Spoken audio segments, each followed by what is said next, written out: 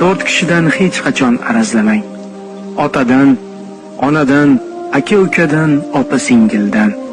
4 narsadan Alloh taoloning panohini tilang. G'amdan, mahzunlikdan, ojizlikdan, baxillikdan.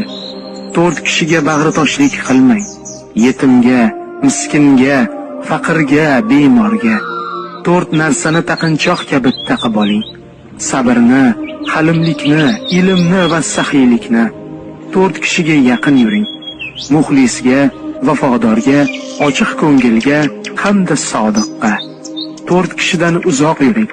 Oilangizga ko'z olaytiradigan fosiqdan, millat xoinidan, musulmonlarning xatosini izlab, sharmanda qilish uchun urinadigan quloqdan, dushmanga xizmat qiladigan pastkash do'stdan.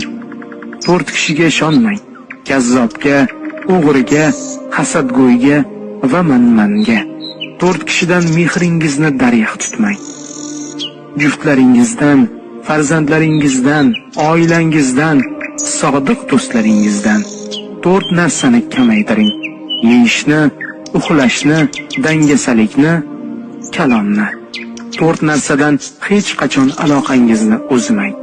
Namozdan, Qur'ondan, zikrdan va qarindoshlik aloqasidan.